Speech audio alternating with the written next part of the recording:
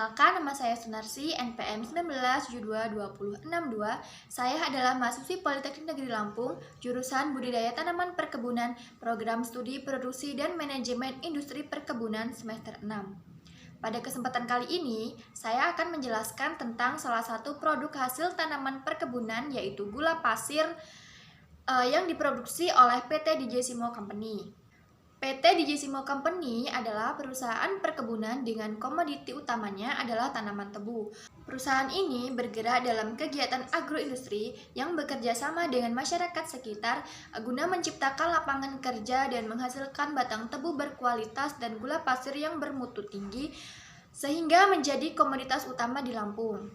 PT DJ Simo Company didirikan di Kecamatan Dente Teladas, Kabupaten Tulang Bawang, Provinsi Lampung. Daerah tersebut memiliki kesesuaian lahan yang cocok untuk dijadikan sebagai tempat budidaya tanaman tebu. Tebu, Saccharum officinarum Linn, merupakan tanaman yang digunakan sebagai bahan baku utama dalam pembuatan gula pasir. Tanaman ini dapat tumbuh di daerah beriklim tropis dengan suhu kisaran 21-32 derajat Celcius. Umur tanaman ini dari mulai tanam hingga panen kurang lebihnya 1 tahun. Gula pasir terbuat dari nira tanaman seperti tebu, aren, dan kelapa. Namun pada umumnya gula pasir terbuat dari nira tanaman tebu yang kemudian nira tersebut dikristalkan menjadi serbuk-serbuk pasir. Gula digunakan untuk mengubah dan menambah cita rasa menjadi manis pada makanan atau minuman. Gula juga digunakan sebagai bahan pengawet alami pada makanan. Berikut ini adalah data produksi tanaman tebu di Lampung yang diperoleh dari Badan Pusat Statistik. Terdapat 3 kabupaten yang memproduksi tebu tertinggi di Lampung, yaitu Kabupaten Waikanan, Lampung Tengah, dan Lampung Utara.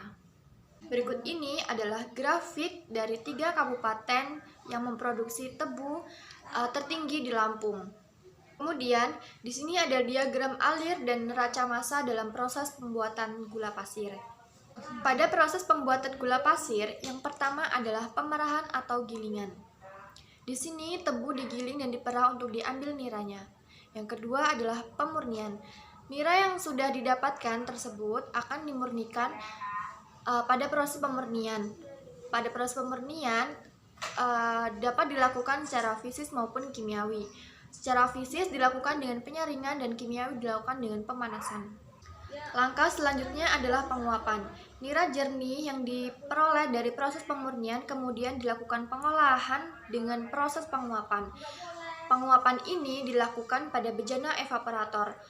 Tujuan dari penguapan ini adalah untuk nira mendekati konsentrasi jenuhnya. Hasil dari proses ini adalah nira kental yang kemudian akan dilakukan proses kristalisasi atau menjadikan nira kental tersebut menjadi serbuk-serbuk pasir. Langkah selanjutnya adalah pemisahan atau centrifugal proses, yaitu pemisahan gula kristal dari larutannya dengan menggunakan alat sentrifug atau puteran.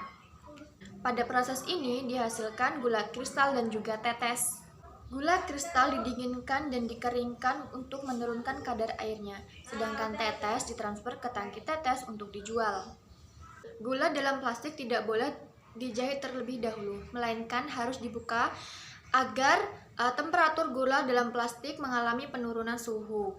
Jika langsung dijahit dalam keadaan panas, maka akan mengakibatkan penurunan kualitas dari gula tersebut.